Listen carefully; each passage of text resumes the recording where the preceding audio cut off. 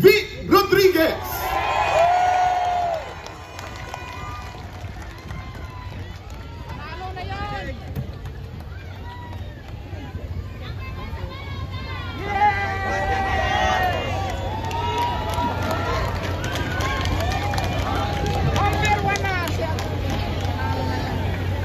Maraming salamat at magandang gabi ho sa ating lahat. Naway maging isang makabuluhang gabi ang ating ginagawang pagtitipon ngayon. Alam kong mabigat ang kalooban nating lahat. These past few days, talagang mahirap, emotionally, physically, mentally, and intellectually draining ang pinagdadaanan nating lahat.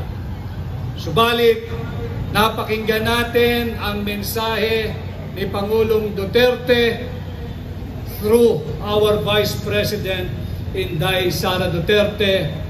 Nakausap ko ng personal si Mayor Baste Duterte nung nakaraang Thursday at nakitaan ko sila ng katatagan. Nais ko lang siguro ipahatid sa inyo ang naging mensahe ni Mayor Baste nung kami nagkaharap. Hindi ngayon ang panahon upang pumatak ang ating mga luha. Ngayon ay panahon upang tayo ay magsama-sama at higit maging matatag. Ngayon ay panahon upang tayo ay magsama-sama at huwag magpapasindak. Alam ko ang nasa kalooban at isipan ninyo. Mahirap talaga maunawaan bakit isinuko o inihandog ng sarili niyang gobyerno sa naglalaway na banyaga ang dati niyang Pangulo.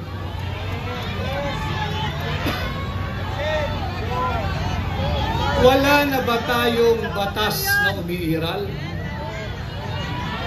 Wala na bang saligang batas?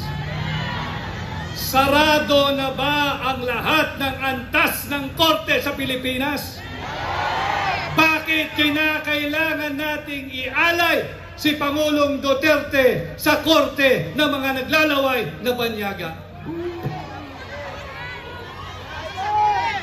And just like all of you here today and in any other many parts of the Philippines, nakasama natin, binanggit kanina ni Pastor in Proverbs 29 verse 2. Tama po yun.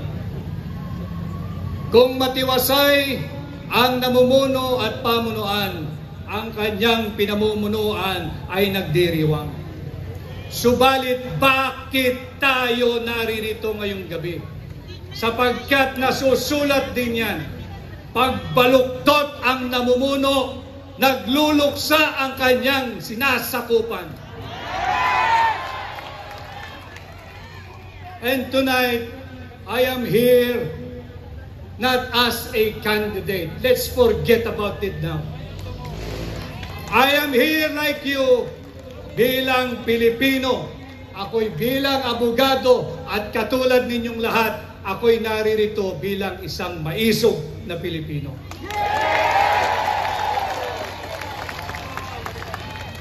I stand with you, with President Duterte.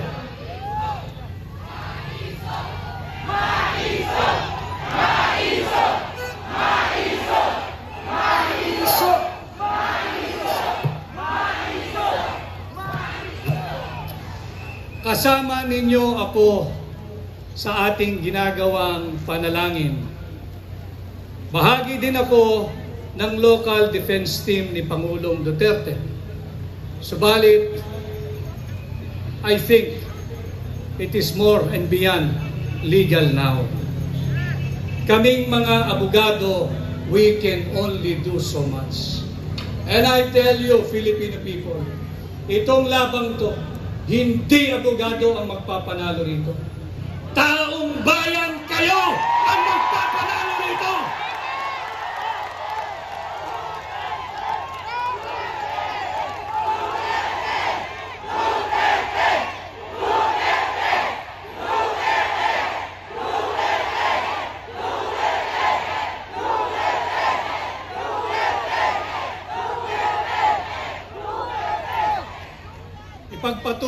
natin ang ating ginagawa kung ilang araw, linggo o buwan ang darating. Itong ginagawa nating payapa at malayang pagsasaad ng ating saloobin. Patuloy tayong magsama-sama, patuloy tayong mag-ingat. At sama-sama natin ipakilala sa buong mundo na sa bahaging ito ng mundo, merong isang Pilipino na kailanman hindi isusuko ang kanyang soberanya, kasarinlan, kalayaan, at kahit nag-iisang Pilipino ay pakilala natin siya sa buong mundo at ang kanyang pangalan ay Rodrigo Roa Duterte.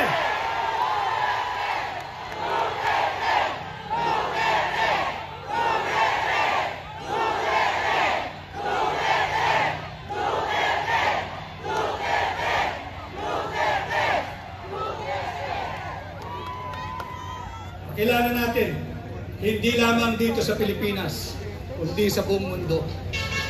Sa kabila ng kanyang edad, sa kabila ng kanyang kalusugan, buong sigasig niyang tinanggap at sinabi niya, walang mananagot na pulis at sundalo sa aking naging pulisiya. Akin ito. Yan ang malinaw na sinabi ni Pangulong Duterte. At muli, ako ay naririto kaisa ninyo sa pag-aalay ng panalangin. At sana patuloy tayong magkaisa at uulitin ko.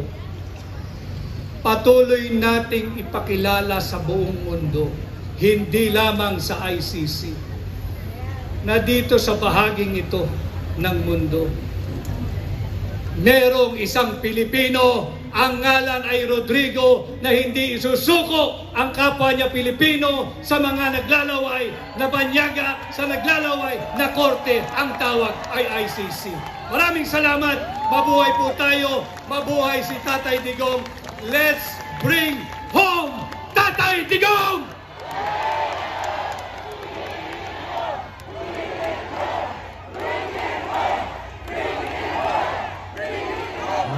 Maraming salamat, Attorney Vic Rodriguez. Samantala sa mga sandaling ito, isa sa mga mahigpit na supporter at naniwala kay